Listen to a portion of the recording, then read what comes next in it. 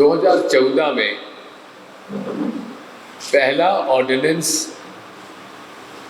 नरेंद्र मोदी जी जो लाए वो था भूमि, हमारा जो अधिग्रहण अधिनियम लैंड एक्विजिशन एक्ट 2013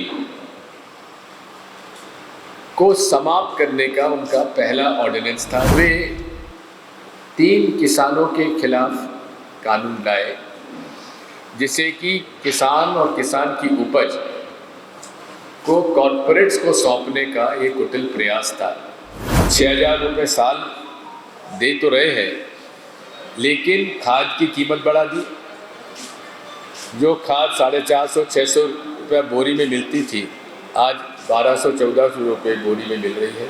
किसान के द्वारा मेहनत से उगाया हुआ अनाज, चाहे अनाज हो, चाहे तिलहन हो, चाहे दलहन हो, उसका भाव नहीं बढ़ा, लेकिन खाने का तेल तिगुना बढ़ गया। किसान गरीब से गरीब होता जा रहा है और बड़े बड़े व्यापारी, बड़े बड़े उद्योगपति और अरबपति और खरबपति होते जा रहे हैं। मोदी जी की सरकार ये किसान मजदूर विरोधी है, सूट बूट की सरकार है। नोटबंदी में सबसे ज़्यादा नुकसान हुआ है तो छोटे और मध्यम उद्योग को। 2 करोड़ से ज़्यादा लोगों को बेरोजगार हो गए। 16 लाख करोड़ का कर्जा 10 साल में बड़े बड़े उद्योगपतियों का कर्जा माफ हुआ है। हमारा वादा है कि अगर 2024 में कांग्रेस पार्टी की सरकार बनती है तो 4 जुलाई से महिलाओं के खाते में 8,500 रुपये माहवार तत्काल उनके खाते में जमा होना चालू हो जाएगा। प्रिय पत्रकार साथियों, उत्तर प्रदेश कांग्रेस कमेटी के सभागार में आप लोगों का स्वागत है। आज हम लोगों का सौभाग्य है कि देश के मूर्धन्य नेता 11:30 शुरू हो पाती है। पूर्व मुख्यमंत्री मध्य प्रदेश और सामाजिक न्याय की क्रांति के पुरोधा आदरणीय दिग्विजय सिंह जी हम लोगों के बीच हैं। मैं आदरणीय दिग्विजय सिंह जी से अनुरोध करता हूं कि वे इस पत्रकार वार्ता को संबोधित करें।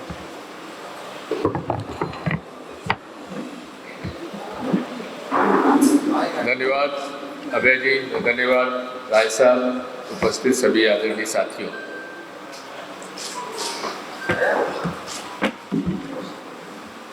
दो 2024 का हमारा लोकसभा चुनाव देश का पूर्व के लोकसभा चुनाव से थोड़ा भिन्न है, क्योंकि पूर्व के लोकसभा चुनाव में भारतीय संविधान या लोकतंत्र पर कहीं किसी को शंका नहीं थी कि इसको भी परिवर्तित किया जा सकता है स्वरूप को। लेकिन जिस प्रकार से भारतीय जनता पार्टी और स्वयं प्रधानमंत्री जी 400 पार की घोषणा कर रहे हैं और जिस प्रकार से भारतीय जनता पार्टी के कई सांसद नेताओं ने संविधान को बदलने का जो की मंशा जताई है, वो अपने आप में संकेत देती है कि आखिर 400 पार की आवश्यकता क्यों पड़ी। केवल इसीलिए शायद उनकी जो गुप्त एजेंडा है वो देश में नया भारतीय संविधान लाने का उनका कुटिल प्रयास है, क्योंकि सन 1950 से इन्होंने भारतीय संविधान को स्वीकार नहीं किया है संघ ने। और आज भी अनेक, यदि स्वयं मोहन भागवत जी का यदि आप बयान देखेंगे तो उन्होंने आरक्षण के मामले में कई बार प्रश्न चिन्ह लगाया है। तो आज जो देश के हालात हैं उनका प्रमुख मुद्दा तो आज यही है। हम लोगों ने संविधान को पास करके संसदीय प्रणाली को अपनाया और संसदीय प्रणाली के अपनाने के बाद सरकार बनती है और जो सरकार बनती है वो अपनी नीयत और नीति जो वो कानून और नियम बनाती है उसमें परिलक्षित होती है। यदि आप देखेंगे तो 2014 में पहला ऑर्डिनेंस नरेंद्र मोदी जी जो लाए वो था भूमि, हमारा जो अधिग्रहण अधिनियम लैंड एक्विजिशन एक्ट 2013 को समाप्त करने का उनका पहला ऑर्डिनेंस था, जिसे कि कांग्रेस पार्टी के विरोध की वजह से वो नहीं ला पाए। लेकिन उसका जो मूल उद्देश्य था कि ग्रामीण क्षेत्र में सर्कल रेट से चौगुनी कीमत दी जाए किसान को और शहरी क्षेत्र में दुगनी, उसको उन्होंने डाइल्यूट कर दिया और राज्यों को अधिकार दे दिया।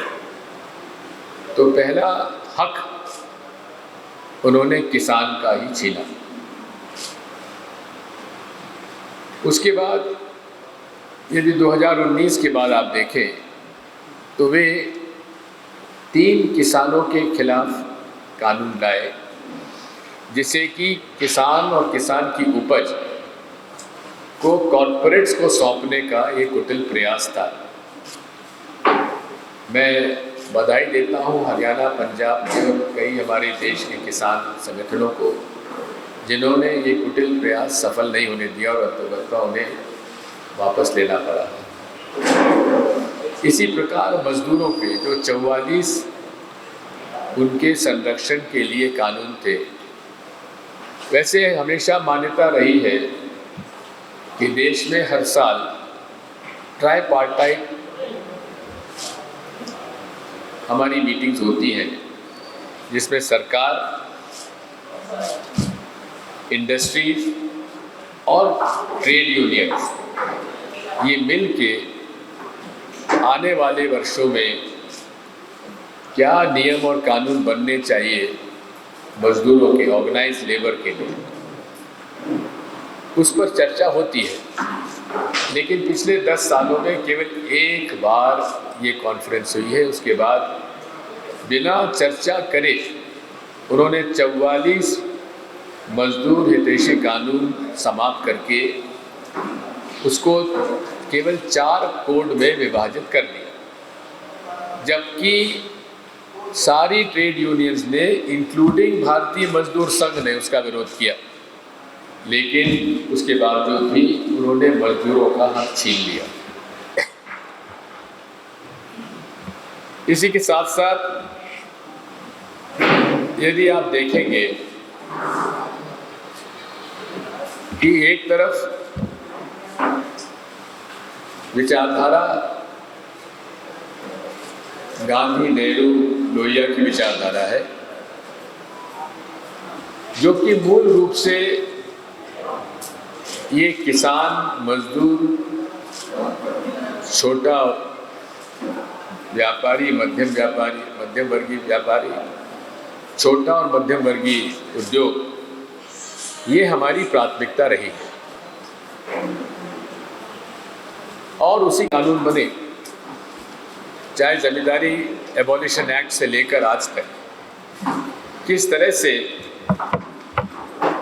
जो मेहनतकश किसान था, उस मेहनतकश किसान को अधिकार दिया गया, लैंड सीलिंग एक्ट लाया गया और जो मेहनतकश किसान खेत जोतता था उसको मालिकाना हक दिया। और यही एक कारण था जिसकी वजह से इस देश में खूनी क्रांति नहीं हुई। और आज वे सब वो लोग हैं जिन्होंने कि इस देश को हरित क्रांति का स्वरूप दिया। इसी प्रकार से कांग्रेस ने बड़े बड़े बांध, बड़े बड़े उद्योग स्थापित किए और समय के साथ अलग अलग योजनाएं लाए, चाहे शिक्षा के क्षेत्र में, चाहे स्वास्थ्य के क्षेत्र में, हर तरह से देश के विकास में योगदान दिया। एक ज़माने में लाखों लोग भूख से मर जाया करते थे, इतना अनाज पैदा नहीं होता था, लेकिन आज हम लोग सरप्लस हैं और अनाज हम निर्यात कर रहे हैं। लेकिन यदि आप देखेंगे 10 साल में मोदी जी के राज में, मैं जानना चाहता हूं कौन सा ऐसा कदम उन्होंने उठाया जिससे कि किसान या मजदूर का कहीं लाभ हुआ हो। किसान सम्मान निधि के नाम पर वो समझते हैं कि उन्होंने बहुत बड़ा काम कर दिया। 6,000 रुपये साल दे रहे हैं। अब 6,000 रुपये साल दे तो रहे हैं, लेकिन खाद की कीमत बढ़ा दी। जो खाद 450-600 रुपये बोरी में मिलती थी, आज 1200-1400 रुपये बोरी में मिल रही है।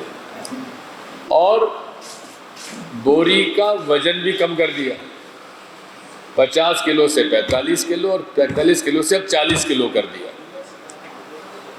इसी तरह से जहाँ खाद का भाव बढ़ा दिया, वही डीजल का भाव बढ़ा दिया। जैसा मुझे बताया गया है, कई बार हमने अखबार में पढ़ा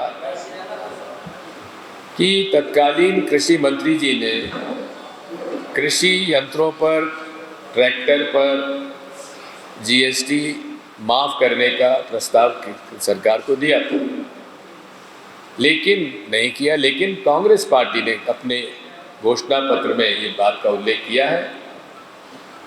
2 प्रमुख मांग हमारी 3 किसानों के पक्ष में है। मिनिमम सपोर्ट प्राइस का कानून लाएंगे,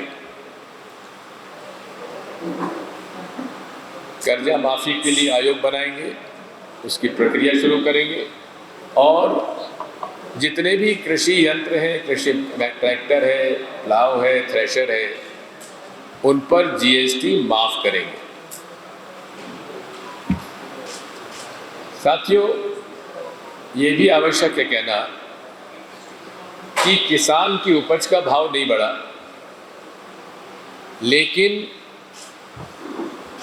तिलहन से तेल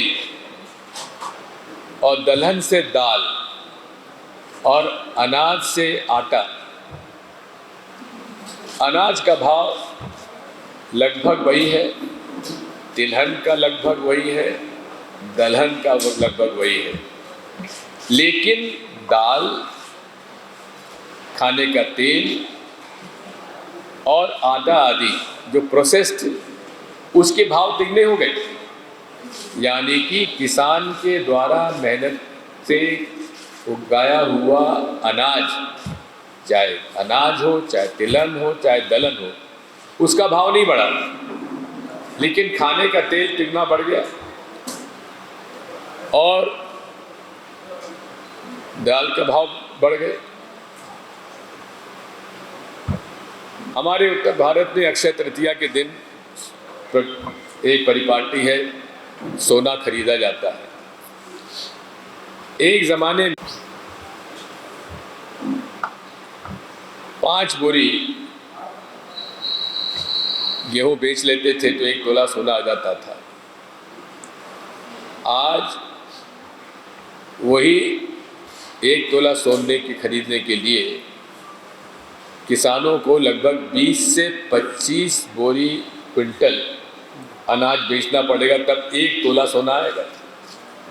यानी कि किसान गरीब से गरीब होता जा रहा है और बड़े बड़े व्यापारी, बड़े बड़े उद्योगपति और अरबपति और खरबपति होते जा रहे हैं। और इसीलिए राहुल गांधी जी ने ठीक कहा था 2014-2015 में कि मोदी जी की सरकार ये किसान मजदूर विरोधी है, सूट बूट की सरकार है। इससे बेहतर कोई, मैं कहता हूँ, भविष्य में उसका वक्तव्य नहीं हो सकता था, और वो सही निकला। बात वही है कि पिछले 10 साल में मैं तो भारतीय जनता पार्टी से पूछना चाहता हूँ कि किसान और मजदूर, छोटे और मध्यम व्यापारी और छोटे और मध्यम उद्योग के लिए उन्होंने कौन सी नीति, कौन सा कानून बनाया, कौन से नियम बनाए जिसके माध्यम से किसान, मजदूर, छोटा मध्यम व्यापारी, छोटा मध्यम वर्गीय उद्योग, यदि देखें तो नोटबंदी में सबसे ज़्यादा नुकसान हुआ है तो छोटे और मध्यम उद्योग को। 2 करोड़ से ज़्यादा लोगों को बेरोजगार हो गए, कई छोटे मध्यम उद्योग बंद हो गए, और पूरे तरीके से यदि आप देखेंगे कि अर्थव्यवस्था पूरे पूंजीपतियों के हाथ में चली गई। राहुल गांधी जी ठीक कहते हैं कि उन लोगों ने 22 परिवारों को अरबपति से खरबपति बना दिया, हम करोड़ों को लखपति बनाएंगे। किसान और मजदूर का 1 रुपया भी कर्जा माफ नहीं हुआ। किसका कर्जा माफ हुआ? उन लोगों का कर्जा माफ हुआ जिन्होंने हजारों करोड़ रुपए लेकर भाग गए। 16 लाख करोड़ का कर्जा 10 साल में बड़े बड़े उद्योगपतियों का कर्जा माफ हुआ है।